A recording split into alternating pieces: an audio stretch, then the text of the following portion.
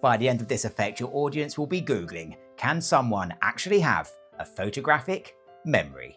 This self-working miracle can be performed with any shuffled deck, is easy to do, and ends with a kicker reveal they never see coming.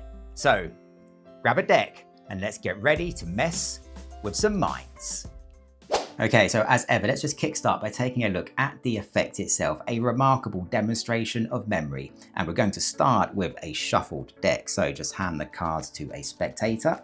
They can shuffle the cards as much as they like. They really are mixed. With the cards shuffled, you're now going to take the deck with a view to memorizing the order of the cards. So you're just going to take a look through the cards like so. Now, as you do this, you're also just going to remove 3 extra cards, and these are going to act as your insurance policy, and we'll come back to this later on. So there's just 1 card. So just memorizing the cards as you go. Okay, let's see here. Okay. That's the 2nd card for our insurance policy. So just 1 more. Okay, I think maybe just this card here. So just committing the cards to memory. And once you think you've got the deck remembered, you can just place it back down on the table. With that done, you can just take your 3 cards here, your insurance policy, and just place these cards on the side. Now, we want the spectator to generate a totally random number. So you're just going to ask them to cut a random number of cards from the deck. Not too many, say in interest of time around a quarter or so, but it's a totally free choice. Now as they do this, you're going to look away so that you can't see anything. So let's say the spectator cuts the cards just about here. You're now going to ask the spectator to silently count how many cards they've just cut from the deck. So in this instance, 1, 2, 3, 4, 5, 6, 7, 8, 9, 10, 11, 12. And once they've done that, just to hide their packet so that you can't see. And with that done, you can now turn back around towards the cards. We now want the spectator to use their randomly generated number in order to select a totally random card. So you're just going to take the deck here and remove a few more cards.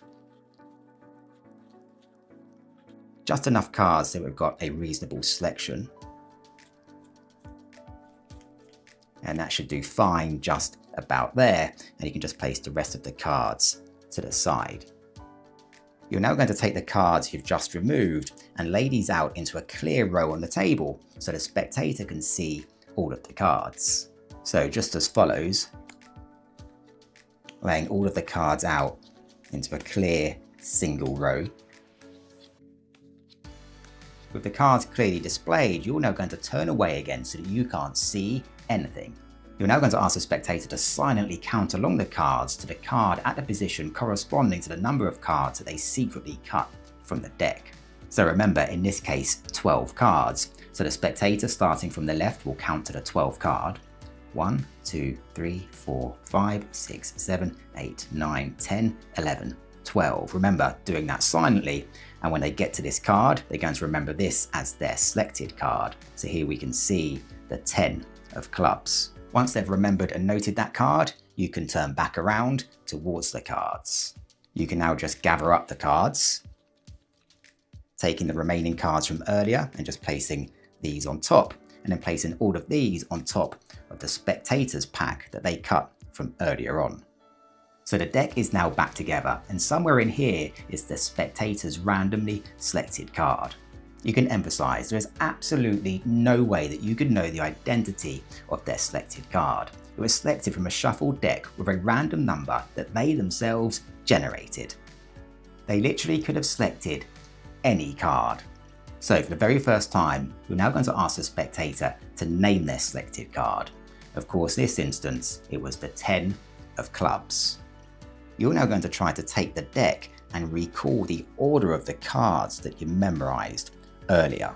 So just visualizing the cards here, recalling them in your memory, you're going to try to identify the exact position of the selected card, the 10 of clubs. And in this instance, you're going to explain that you think the 10 of clubs is the 30th card. Now at this point the spectator is likely to be pretty skeptical, so now you're going to count down to that card, the 30th card, just by dealing cards to the table. 1, 2, 3, 4, 5, 6, 7, 8, 9, 10, 11, 12, 13, 14, 15, 16, 17, 18, 19, 20, 21, 22, 23, 24, 25, 26, 27, 28, 29, 30. Placing the final card to the side. Again, emphasizing with the spectator that they really could have selected any card at any position. You can now ask them to remind everybody of their selected card. Of course, in this instance, it was the 10 of clubs. And now you can reveal that this card here, the 30th card that you visualized, is indeed the 10 of clubs. As amazing as that is, some might say that you've just managed to get really lucky. So at this point, you can take your 3 cards from earlier on, your insurance policy, and you can just deal these cards to the table. And you can explain that even if the 30th card was just a remarkable display of luck, one thing that isn't lucky is the fact that all 3 cards here just happen to be an exact match for the selected card. And with that said, you can now reveal all 3 matching 10s. An incredible display of memory that's also super easy to perform. So stick around because now I will show you exactly how it works. Now you really do start with a shuffled deck. The spectator can shuffle the cards as much as they like, and it's important that they know the cards really are mixed. You're now going to take the deck with a view to pretending to memorize the order of the cards. And here's what you're going to do. You're secretly going to note the value of the top card here, which we can see is the 7 of clubs. And starting with the top card here, you're now going to count along 20 cards. So just as follows: 1, 2, 3, 4, 5, and so on. Now, as part of that counting, if you come along any matching cards to the top card, so here we can see another 7, you're going to remove this card and place it onto the table. Now, you're not going to include that removed card in your counting, so you're going to continue counting from the next card. So in this case, 6, 7, 8, and so on. And when you get to the 20th card, so in this case the 10 of hearts here, you're just silently going to note that card. Now at this point, if you haven't removed all 3 of the matching cards to the top card, so in this case the 7s, you're just going to continue looking through the rest of the deck for those cards. So in this case, there's the next 7, and I'll just remove that and place it on the table. And the same with the final matching 7, just here. You're just now casually going to go back to the card you noted as the 20th card. So in this case, the 10 of hearts, and you're going to separate the deck at this point. And you're just going to place the bottom half of the deck here on top as you gather up the deck. At this point, the original top card, in this instance the 7 of clubs, is now the 20th card from the bottom. With the deck face up, you're now going to ask the spectator to cut a random number of cards. Now we need them to cut less than 20 cards, so ask them just to cut a few. Let's say they cut the cards just here. Ask them now to silently count how many cards they've just cut from the deck. So in this case, 1, 2, 3, 4, 5, 6, 7 cards. Then ask them to hide their cards so that they're out of sight. You can now turn back around and take the deck. Now, in seemingly removing a random number of cards, you're secretly going to count exactly 19 cards. So 1, 2, 3, 4, 16, 17, 18, 19. With those cards removed, you can just place the remaining cards to the side. Now, just a note here, you've secretly cut 19 cards, which is 1 less than 20, the number of cards from the bottom of the deck where you secretly positioned the original top card. And it's that little bit of maths which makes this effect work. You're now going to take your 19 cards here, and starting with the top card, you're just going to deal them from your right to your left into a single row so the spectator can clearly see all of the cards.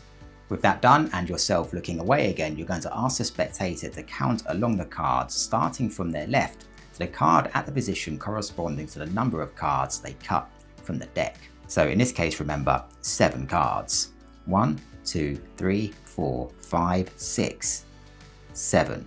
And you're going to ask them to remember this card as their selection. So here we can see the 7 of clubs. Remember, our original top card of the deck.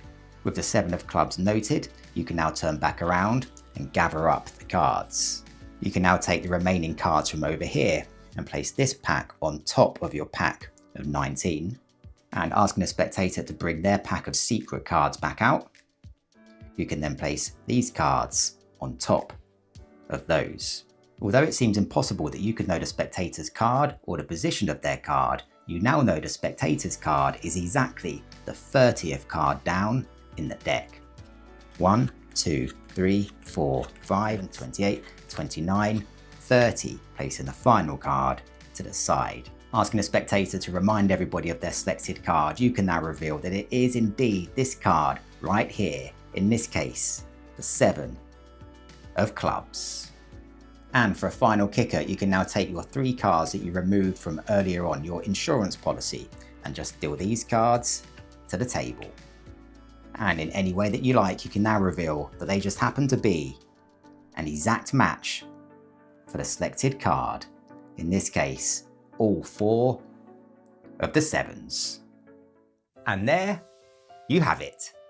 But here's the truth. When something looks like a superpower, but really comes from determination and practice, it's a reminder that real growth is always possible. So hit subscribe and keep building the mindset that turns effort into confidence and confidence into success. Thanks for watching, and I'll see you in the next tutorial.